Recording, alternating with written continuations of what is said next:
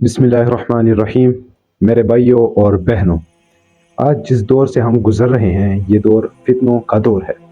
قرآن پاک ہمیں بار بار خبردار کرتا ہے کہ فتنوں کا مقابلہ صبر و استقامت سے کرنا ہوگا، اور سب سے اہم چیز جو اس وقت ہمارے درمیان مفقود ہے وہ اتحاد ہے۔ اللہ تعالیٰ فرماتا ہے سورہ آل عمران 103 نمبر آیت میں کہ اللہ کی رسی کو مضبوطی سے تام لو اور تفرقے میں نہ ڈالو، یعنی do not be divided amongst yourselves، آپس میں ڈیوائڈ نہ ہو۔ آج ہمیں غور کرنا ہوگا کہ کیا ہم نے اس حکم کو عملی طور پر اپنایا؟ جواب ہے نہیں، کیونکہ آج امت مسلمہ گروہوں میں بٹی ہوئی ہے۔ ہم نے ذات، فرقے اور قومی تفاخر کو اپنی شناخت بنا لیا ہے۔ ڈاکٹر اسرار احمد کی فکر لمحیہ آپ سے شیئر کرنا چاہتا ہوں کہ ڈاکٹر اسرار احمد ہمیشہ اتحاد کی بات کرتے تھے، اور ان کا کہنا تھا کہ جب تک مسلمان ایک جسم کی مانند نہیں ہو جاتے ان کے درمیان اصل کامیابی نہیں آ سکتی۔ انہوں نے قرآن سمجھنے اور اس کے احکامات پر عمل پیرا ہونے کی تاکید کی، لیکن آج ہم اپنے درمیان قرآن کے پیغام کو بھلا بیٹھے ہیں۔ علامہ محمد اقبال جیسے عظیم مفکر نے امت کو خواب غفلت سے جگانے کی کوشش کی، اور وہ فرماتے ہیں کہ ایک ہو مسلم حرم کی پاسبانی کے لیے، نیل کے ساحل سے لے کر تاب خاکے کاشغر۔ یہ وہ وقت ہے جب ہمیں امت واحدہ بننا ہوگا، یہ وہ وقت ہے جو ہمیں امت واحدہ بننا ہوگا۔ اقبال کے اس شعر میں ہمیں وہ عزم اور روحانی طاقت نظر آتی ہے جس کی آج امت مسلمہ کو بہت ضرورت ہے۔ اقبال کے نزدیک اتحاد کا مطلب صرف سیاسی یا فوجی اتحاد نہیں تھا، بلکہ دلوں کا اتحاد، خیالات کے اتحاد اور مشترکہ مقصد کے لیے جدوجہد کرنا تھا۔ اس بات کو ذہن نشین کریں۔ اور آج کے جو جتنے بھی فتنے ہیں اور ان فتنوں کے خلاف اتحاد کی کیا اہمیت ہے، دیکھیں میں آسان الفاظ میں آپ کو بتاؤں گا کہ آج دشمن ہمیں مختلف طریقوں سے کمزور کرنے کی کوشش کر رہے ہیں، اور فلسطین، لبنان یا کشمیر ہمارے سامنے مثالیں ہیں جہاں مسلمانوں کو ظلم کا شکار بنایا جا رہا ہے۔ اگر ہم متحد ہوتے تو کیا ہم ان مسائل کو دیکھ رہے ہوتے؟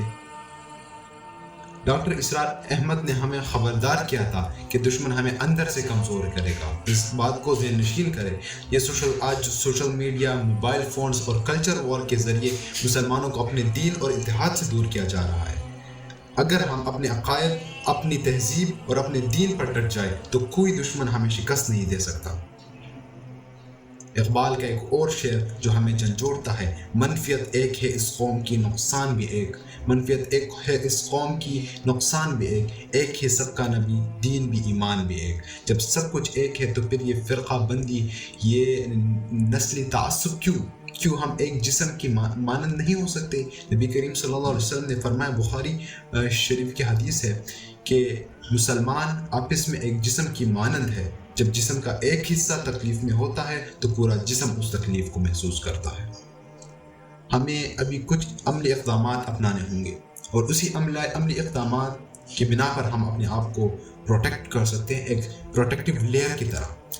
سب سے پہلے اپنے دلوں کو صاف کرنا ہوگا، فرقہ واریت اور نفرت سے بچنا ہوگا، قرآن و سنت کی طرف پلٹنا ہوگا، ڈاکٹر اسرار کی فکر کو سمجھنا ہوگا، کیونکہ قرآن اور ان کی فکر کیا تھی کہ قرآن ہمارا دستور حیات ہے۔